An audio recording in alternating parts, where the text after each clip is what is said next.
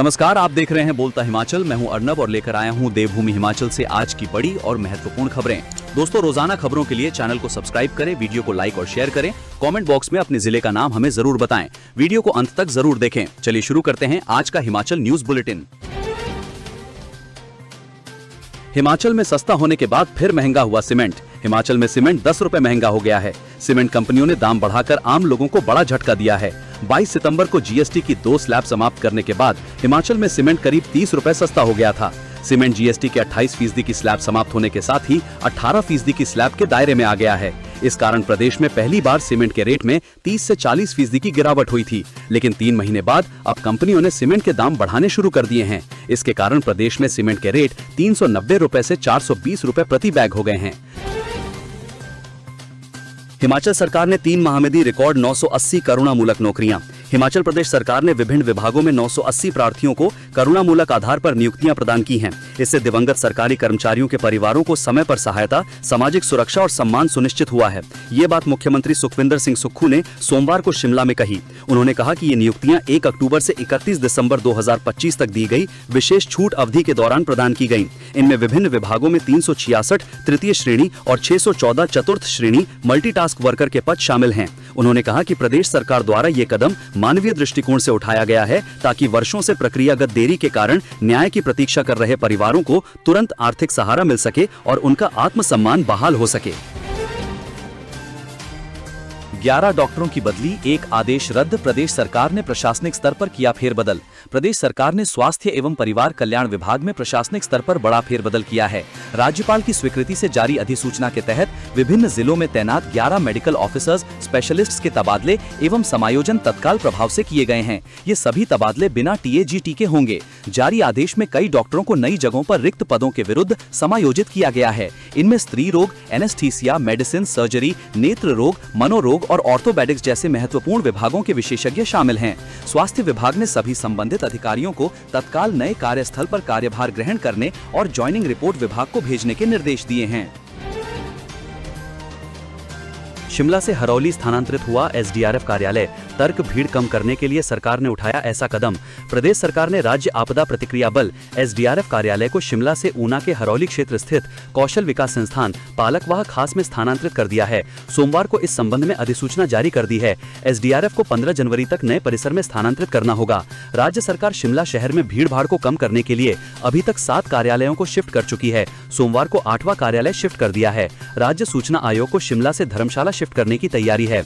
सरकार कह चुकी है कि अन्य प्राप्त प्रस्तावों पर भी गुण दोष आधार पर निर्णय लिया जाएगा।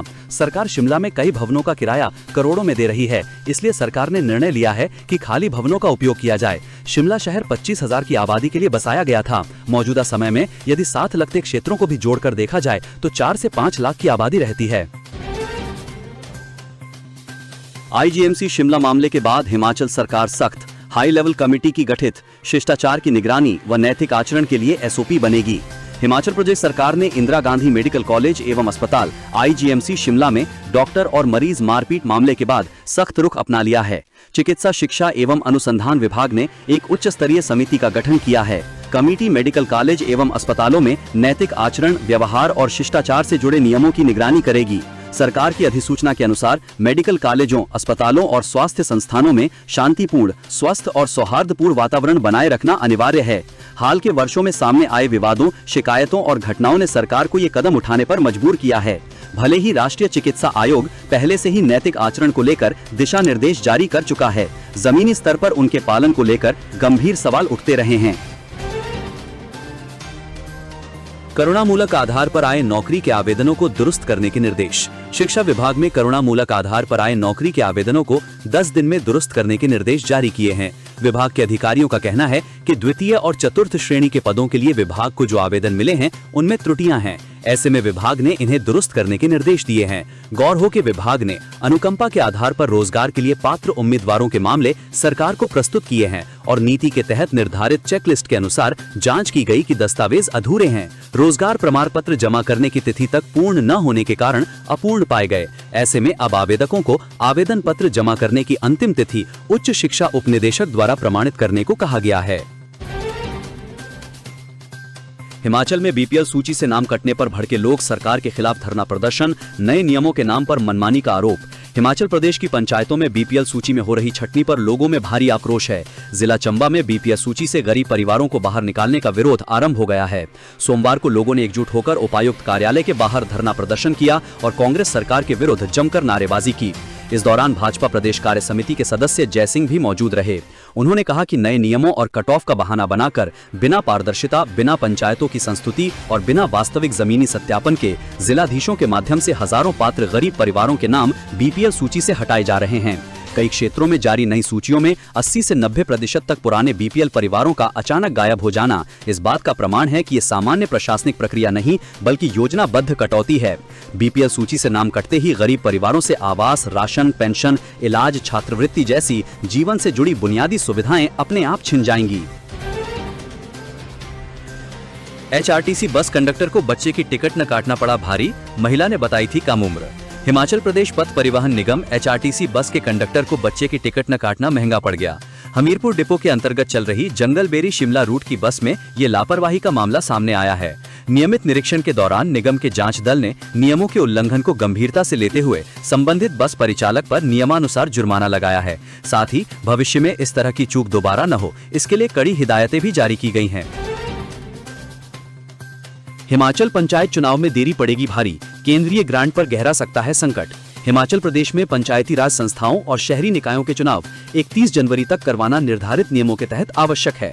वर्तमान स्थितियों में जनवरी में चुनाव संभव नहीं है और ऐसे में पंचायती राज संस्थाओं और शहरी निकायों के चुनाव अप्रैल या मई में हो सकते हैं। ऐसे में पंचायती राज अधिनियम के अनुसार नई कार्यकारिणी के गठन न होने पर प्रशासक लगाने पड़ सकते हैं। ऐसे में चुनावों में की जा रही देरी गंभीर वित्तीय संकट का कारण बन सकती है। यदि समय रहते पंचायती राज संस्थाओं की 3 स्तरीय प्रणाली और शहरी निकायों के चुनाव नहीं करवाए गए तो प्रदेश की पंचायतों को मिलने वाली केंद्रीय ग्रांट पर संकट गहरा सकता है। पंचायती राज अधिनियम के तहत ग्राम पंचायतों में चुने हुए जनप्रतिनिधियों का होना अनिवार्य है ताकि केंद्र और राज्य सरकार की योजनाओं का क्रियान्वयन सुचारू रूप से हो सके। हिमाचल शिक्षा निदेशालय की जांच कमेटी पहुंची धर्मशाला कॉलेज, एक के लिए लिखित स्टेटमेंट, छात्राओं के बयान ने चौंकाया। हिमाचल प्रदेश के धर्मशाला कॉलेज की छात्रा के मौत मामले में शिक्षा उच्च निदेशालय की कमेटी संस्थान में पहुंची। धर्मशाला कॉलेज में छात्रा के साथ पढ़ने वाली छात्राओं सहित द्वितीय व तृतीय वर्ष की छात्राएं कॉलेज में पहुंची। कमेटी ने एक स्टूडेंट का लिखित बयान दर्ज किया। इस दौरान छात्राओं के बयान ने चौंका दिया। कुछ ऐसी छात्राएं भी धर्मशाला कॉलेज पहुंची जो अब यहाँ नहीं पढ़ रही हैं, लेकिन वे प्रोफेसर अशोक कुमार के पास पढ़ी हैं। छात्राओं का कहना है कि वो प्रोफेसर अशोक कुमार के समर्थन में आई हैं। यहाँ पर छात्र व छात्राओं ने अपनी लिखित स्टेटमेंट दी है। जांच कमेटी ने धर्मशाला कॉलेज के लॉन में धूप में बैठकर एक छात्र व छात्रा से बात की और उनके लिखित बयान लिए। कमेटी ने मीडिया से कोई भी जानकारी साझा नहीं की है। टीम सुबह 10 बजे कॉलेज पहुँच गई थी। हिमाचल प्रदेश में पटवारी बनने के लिए 24 दिन में 70,000 से अधिक आवेदन, अभी और बढ़ेगा आंकड़ा। हिमाचल प्रदेश में पटवारी बनने के लिए 24 दिन में 70,000 से अधिक अभ्यर्थियों ने आवेदन कर दिया है। राज्य चयन आयोग ने 12 दिसंबर से आवेदन मांगे थे। इसमें 5 जनवरी तक 70,000 से अधिक अभ्यर्थियों ने आवेदन किया है। यह आंकड़ा 1 लाख से अधिक जाने की संभावना है। अंतिम सप्ताह सबसे अधिक आवेदन आते हैं। अभ्यर्थी 16 जनवरी तक आवेदन कर सकते हैं। हिमाचल प्रदेश में लाखों युवा बेरोजगार हैं। ऐसे में अब पटवारी बनने का अवसर मिला है। प्रदेश भर से युवा आवेदन कर रहे हैं। कुल 530 सीटें हैं। ऐसे में अभी तक एक सीट के लिए 132 अभ्यर्थियों के बीच प्रतिस्पर्धा होगी। हालांकि अभी तक ये आंकड़ा बढ़ेगा। प्रदेश में बेरोजगारी का स्तर बढ़ गया है। ऐसे में लंबे समय बाद निकली पटवारी भर्ती के लिए युवा आवेदन कर रहे हैं। इस परीक्षा के लिए अभ्यर्थियों को 800 रुपए फीस चुकानी पड़ रही है। त्रुटि सुधार के लिए 100 रुपए फीस निर्धारित है। अभी तक 70,000 से अधिक अभ्यर्थियों ने आवेदन कर दिया है। ये आंकड़ा 1 लाख से अधिक जाने की संभावना है। पंचायत चुनाव से पहले सरकार ने दिया बड़ा अधिकार, अब पंचायतों को ग्रामीण क्षेत्रों की पेयजल योजनाएं। हिमाचल प्रदेश में ग्रामीण क्षेत्रों की पेयजल आपूर्ति व्यवस्था को और अधिक मजबूत और जवाबदेह बनाने की दिशा में राज्य सरकार ने बड़ा कदम उठाया है। हिमाचल प्रदेश पंचायती राज अधिनियम 1994 की धारा 11(2) के तहत प्रदत्त शक्तियों का प्रयोग करते हुए सरकार ने ग्राम पंचायत क्षेत्र में स्थित पेयजल योजनाओं के संचालन और रखरखाव से जुड़े कार्य संबंधित ग्राम पंचायतों को सौंप दिए हैं। जारी आदेश के अनुसार ग्राम पंचायत अब जल जीवन मिशन के तहत गांव की जल आपूर्ति प्रणाली की योजना, क्रियान्वयन, संचालन और रखरखाव की जिम्मेदारी निभाएगी। इसके लिए हर ग्राम पंचायत में एक ग्राम जल एवं स्वच्छता समिति का गठन अनिवार्य किया गया है। हिमाचल में महंगी होगी पढ़ाई, 10 से 30 रुपए तक बढ़े शिक्षा बोर्ड की किताबों के दाम। शैक्षणिक सत्र 2026-27 में चौथी से छठी कक्षा तक पढ़ने वाले विद्यार्थियों के अभिभावकों को किताबों के लिए ज्यादा कीमत चुकानी पड़ेगी। स्कूल शिक्षा बोर्ड ने इन कक्षाओं की पाठ्य पुस्तकों के दामों में 10 से 30 रुपए तक की बढ़ोतरी की है। इन कक्षाओं में NCERT का नया सिलेबस लागू किया जा रहा है और पाठ्यक्रम पूरी तरह बदल दिया गया है। बोर्ड के अनुसार चौथी, पांचवी और छठी कक्षा के लिए इस बार पूरी तरह नई पाठ्य पुस्तकें तैयार करवाई गई हैं। NCERT की ओर से किए गए बड़े बदलावों के चलते किताबों की दोबारा डिजाइनिंग और छपाई करवानी पड़ी। प्रिंटिंग लागत बढ़ने का सीधा असर पाठ्य पुस्तकों की कीमतों पर पड़ा है। हालांकि कुछ किताबों के दाम घटाए भी गए हैं, लेकिन कुल मिलाकर इन कक्षाओं में पढ़ाई महंगी हो गई है। वहीं 7वीं से 12वीं कक्षा तक के विद्यार्थियों को राहत मिलेगी। इन कक्षाओं के सिलेबस में कोई बड़ा बदलाव नहीं किया गया है। ऐसे में अधिकतर पाठ्य पुस्तकें पिछले वर्ष के दामों पर ही उपलब्ध होंगी। सचिवालय के पास दिव्यांगजनों ने किया चक्का जाम, पुलिस के साथ धक्का मुक्की। राजधानी शिमला में बुधवार सुबह दृष्टिबाधित बेरोजगारों ने सचिवालय के बाहर चक्का जाम कर दिया।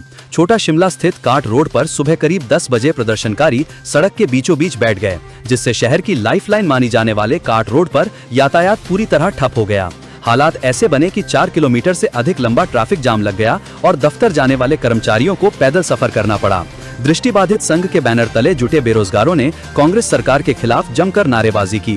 प्रदर्शनकारियों का आरोप है कि सरकार केवल आश्वासन देती आ रही है, लेकिन उनकी मांगों पर कोई ठोस कार्यवाही नहीं हो रही। सड़क जाम के कारण निजी वाहनों के साथ साथ HRTC की बसें भी घंटों फंसी रहीं, जिससे यात्रियों को परेशानी का सामना करना पड़ा। इस दौरान प्रदर्शनकारियों की पुलिस के साथ धक्का मुक्की भी हुई।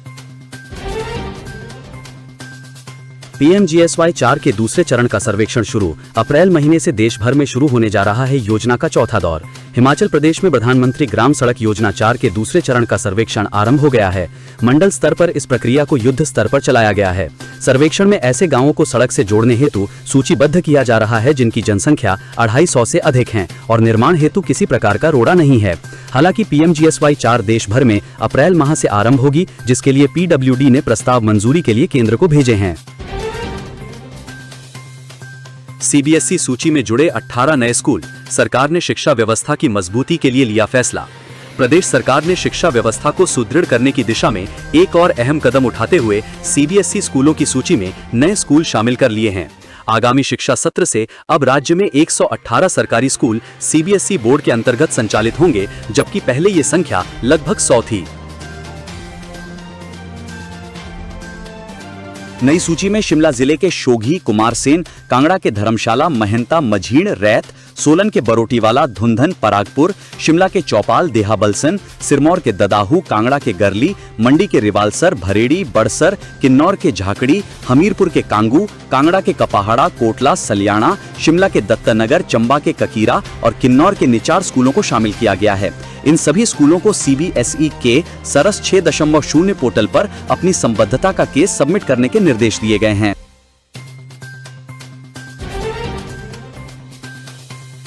हिमाचल में VB जीराम जी जन जागरण अभियान चलाएगी भाजपा। जिला स्तर पर आयोजित होंगी प्रेस वार्ताएं। हिमाचल में भाजपा का मीडिया विभाग VB जीराम जी जन जागरण अभियान चलाएगा। इस दौरान प्रदेश में 9 से 14 जनवरी तक प्रदेश भर में जिला स्तर पर प्रेस वार्ताएं आयोजित की जाएंगी। भाजपा के मीडिया संयोजक करण नंदा ने कहा कि इस अभियान से कांग्रेस के भ्रम का पर्दाफाश किया जाएगा। ईडी की हिरासत में रह रहे स्कॉलरशिप घोटाले के आरोपी को जमानत पर रिहा करने के आदेश। प्रदेश हाईकोर्ट ने ईडी की हिरासत में रह रहे स्कॉलरशिप घोटाले के आरोपी अरविंद राजटा को जमानत पर रिहा करने के आदेश दिए हैं। न्यायाधीश वीरेंद्र सिंह ने प्रार्थी की जमानत याचिका को स्वीकारते हुए कहा कि ट्रायल में होने वाली संभावित देरी के कारण प्रार्थी को ट्रायल से पहले अनंत काल तक हिरासत में रखना न्यायोचित नहीं होगा। ईडी के अनुसार ये मामला एक घोटाले से जुड़ा है, जिसमें हिमाचल प्रदेश के निजी संस्थानों में पढ़ने वाले अनुसूचित जाति, अनुसूचित जनजाति और अन्य पिछड़ा वर्ग के छात्रों को पोस्ट मैट्रिक योजना के तहत छात्रवृत्ति आवंटित करने में गड़बड़ी हुई है। इस धोखाधड़ी में उच्च शिक्षा विभाग के अधिकारियों के साथ साथ निजी शिक्षण संस्थान और बैंक भी शामिल थे, जिसके परिणाम स्वरूप 200 करोड़ रुपए से अधिक की छात्रवृत्ति राशि का गबन हुआ है। प्रदेश में सीमेंट के दाम बढ़ाना सही फैसला नहीं, जयराम ठाकुर। पूर्व मुख्यमंत्री एवं नेता प्रतिपक्ष जयराम ठाकुर ने कहा कि प्रदेश आपदा की चपेट में है। हजारों की संख्या में लोग बेघर हुए हैं और उससे ज्यादा लोगों की पशुशालाएं और घर आंशिक रूप से क्षतिग्रस्त हुए हैं। शिमला से जारी बयान में नेता प्रतिपक्ष ने कहा कि सरकार एक तरफ लोगों की मदद नहीं कर रही है और दूसरी तरफ सीमेंट के दाम बढ़ाकर जो लोग खुद से अपना आशियाना बना रहे हैं उनके लिए मुश्किलें खड़ी कर रही है। ऐसे समय में बार बार सीमेंट के दाम बढ़ाना आपदा प्रभावितों के साथ अन्याय है। हैरानी ये है कि आगे भी दाम बढ़ाने का अल्टीमेटम सीमेंट कंपनियों ने अपने डीलर्स को दे रखा है। नेता प्रतिपक्ष जयराम ठाकुर ने कहा है कि आपदा की गंभीर स्थिति में भी कांग्रेस सरकार के फैसले आम जनता की परेशानियां बढ़ाने वाले साबित हो रहे हैं। प्रदेश के आपदा प्रभावित क्षेत्रों में लोग अपने टूटे फूटे घरों के पुनर्निर्माण के लिए जूझ रहे हैं, वहीं सरकार बार बार सीमेंट के दाम बढ़ाकर उनकी मुश्किलें और बढ़ा रही है। हिमाचल के पर्यटन स्थलों में बर्फ के फाहे गिरते देख झूमे सैलानी। अटल टनल के छोर पर भी हिमपात। हिमाचल प्रदेश के ऊंचाई वाले इलाकों में सोमवार को हिमपात हुआ। मनाली के पर्यटन स्थलों में भी बर्फ के फाहे गिरे। अटल टनल के छोर सहित कोकसर, जांस्कर, समदो व शिंकुला में बर्फ के फाहे गिरे। बर्फ के फाहे गिरते देख पर्यटकों का सफर यादगार बन गया। बर्फ में मस्ती करने पहुंचे पर्यटकों को ताजा बर्फ गिरती देखने को मिल गई। हालांकि ये दौर ज्यादा देर तक नहीं चला, लेकिन पर्यटकों ने इस पल का खूब आनंद लिया। प्रदेश में 2 दिन ऊंचाई वाले क्षेत्र में बारिश और हिमपात की संभावना जताई गई है। मौसम विशेषज्ञों का कहना है कि 2 दिन पश्चिमी विक्षोभ का असर रहेगा। इस दौरान कुछ जगह हिमपात व वर्षा हो सकती है। दोस्तों, बोलता हिमाचल का आपको ये न्यूज बुलेटिन कैसा लगा, यह हमें कमेंट बॉक्स में कमेंट करके जरूर बताएं। हमारे चैनल बोलता हिमाचल को यूट्यूब पर सब्सक्राइब जरूर करें। हिमाचल की अन्य खबरों के लिए हमारे वेब पोर्टल पर विजिट करें। इस वीडियो को लाइक और शेयर करना ना भूलें। धन्यवाद। जय हिंद।